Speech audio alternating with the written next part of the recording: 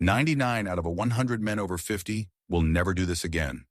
Not because they are incapable, but because no one ever told them it still mattered, and their body quietly forgot it was ever an option. The wait before your first step out of a chair, the knees getting out of the car, the hips welded shut in the first hour of the morning. You've been told that's age. It is the slow surrender everyone warns you about after 50. It isn't. It's something far simpler and far more reversible. There is a single position, one your body knew before it knew how to walk, that pushes fluid back into stiff, dry joints.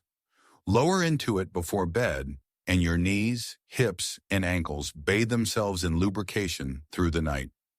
You wake up looser, not just stretched, but lubricated from the inside. The move is a squat, but not the gym kind. It is the deep resting kind your grandparents dropped into without a second thought. And the reason it works has a name almost no doctor will say to your face. Before I show you the position, there are 3 things to hold on to. Each one is a place where people get this wrong. First, there's a reason your joints are stiffest in the morning and worst after you've been sitting. It is an age. It's a physical property of the fluid itself, and I'll name it in 90 seconds. Second, one detail decides whether this move reloads the joint or does absolutely nothing. Get it wrong and you're just squatting. Third, there's a single window in your day when this works twice as well. Miss it and you throw the overnight effect away. That one comes last, so stay with me for it. Here's what they sell you instead. Capsules, glucosamine, chondroitin, collagen powders bought by the millions on evidence that stays thin no matter what the bottle promises. Foam rollers, stretch routines off the internet. Nearly everyone makes the same mistake. They work the muscle around the joint. They chase the tightness on the outside. But the stiffness you feel at 6 in the morning was never in the muscle. It's inside the joint, in the fluid that fills it, and in the living tissue that fluid is meant to feed. You can't stretch into that sealed space or swallow a capsule and steer it there. The one thing that reaches inside a joint is the movement of the joint itself. And that's the one thing no one can bottle and sell back to you. So they don't mention it. The fix isn't a product. It's a posture, and it costs nothing. The fluid inside every joint is called synovial fluid, and it behaves unlike almost anything else in your body. The property has a name most people have never heard: thixotropy. Here's what it means. Hold a joint still and the fluid thickens. It turns slowly toward a gel. Move the joint and it thins straight back into a slick living lubricant. It's the same fluid the whole time. Thick when you're still, thin when you move. That gel is what you feel in the first steps out of bed. It's what stiffens you after a long drive or an evening on the couch. Not damage, not decay, thickened fluid sitting still, waiting to be moved. Now the part you were never told, and it's the part that matters most. The cartilage capping the ends of your bones has no blood supply. None. It cannot feed itself. It stays alive on one thing only: synovial fluid pressed in and out of it as the joint bends under load. Picture a sponge.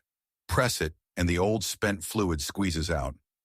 Release it and fresh fluid soaks back in, carrying oxygen and nutrients with it. Movement is the pump. Bending under load is the squeeze that drives it. And here's the quiet tragedy of the modern body. Every hour you spend in a chair, the pump sits idle. The sponge is never squeezed. The cartilage goes dry and starved. We didn't wear our joints out. We stopped feeding them. So the question gets simple. What single position pumps the most fluid through the most joints in one shape? The deep squat. When you drop into a full heels down squat, you fold the ankle, the knee, and the hip all the way to the end of their range at the same time under the weight of your own body. That's the squeeze the cartilage has been waiting for at 3 major joints at once. Only the deep squat takes every lower joint to its fullest fold and holds it there. It isn't just an exercise. It's the pump in its oldest and most complete form. Quick one before the position itself. If this is already reaching you, subscribe. It's the single signal that tells the algorithm to carry this to the men who need it and were never told it existed. And it is old. Older than any gym, any clinic, any chair. For nearly all of human history, this was simply how people rested. There was no furniture to fall into. You lowered into a squat to cook, to eat, to wait, to talk. Across much of Asia, India, Japan, The villages of China, hundreds of millions still live this way, dropping to the floor and rising from it 100 times a day into their 70s and 80s with hips and knees that never seize the way ours do. The yogis kept the position and gave it a name, Malasana, the garland pose. They never heard the word thixotropy. They didn't need to. They watched across generations that the body which kept squatting stayed supple, and the body which gave it up grew stiff and closed.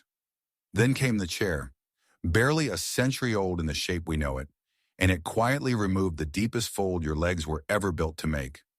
We are the first people to live our whole lives above the floor, and we are the stiffest generation that has ever walked the earth. Now, the detail that decides everything. The second thing I told you to hold on to. The pump only fires at depth, and it needs you to stay there. A quick bob halfway down does nothing. The joint never reaches the fold. The sponge never compresses. You have to reach the bottom. Heels flat and hold long enough for the fluid to move through the joint. Time in the position is what counts. And if you can't get down there yet, that's information, not failure. Most men can at first. Hold a door frame or a kitchen counter and let it carry some of your weight. Roll a towel under your heels if they lift. Come down only as far as your body allows today and let it deepen across the weeks. Never force it through a sharp, hot pain. That's a different signal, and you listen to it. And if you've had a joint replaced, a recent injury, or a knee that buckles, clear this with your doctor first. This is patience, not punishment. Here's the position. Feet about shoulder width apart, toes turned slightly out. Bend the knees and lower your hips straight down, not backward the way you'd reach for a chair, but down toward the floor between your feet. Keep the heels flat and rooted. Let the spine stay long and the chest open. Sink until you're resting in the bottom of the position and let your breath go slow and low. Then hold 30 seconds the first night if that's all you have. Build toward 2 minutes, then 3, even 5 over a few weeks, broken into shorter holds if you need them. You're not chasing reps. You're logging time in the shape. And now the third thing, the timing. Do this in the evening, in the last hour before bed. That's the window. You're about to spend the whole night completely still, the longest unbroken stretch your fluid ever gets to thicken and gel. Move it, thin it, and coat the cartilage right before that stillness begins. And the joint stays bathed and supple through the night instead of setting like cement by the time you wake. That's why it works overnight. Many who do it feel the difference in the very first morning. Here's what unfolds. The first few nights, the bottom will feel blocked. The joints will protest. The heels will want to lift. That resistance is the gel. In 40 years of sitting, arguing back, don't fight it. Just visit the edge of it and breathe. Within a week or two, the descent softens. You sink lower with less of a fight, and the first stiff minutes of your morning start to shrink. By 30 days, the position stops being an effort and quietly becomes a place your body owns again. The way it did decades ago before the chairs took it. The stiffness that used to meet you at the edge of the bed simply has less to say. You didn't fight your age. You fed the joint the one thing it had been starving for. So tell me, how old are you, and how long can you hold the bottom of that squat right now? Drop both numbers in the comments. I read everyone, and that number today is your starting line. And if this reached you, subscribe. There's more here the industry would rather you never went looking for. If this story changed how you view the stiffness in your joints, please subscribe and like the video.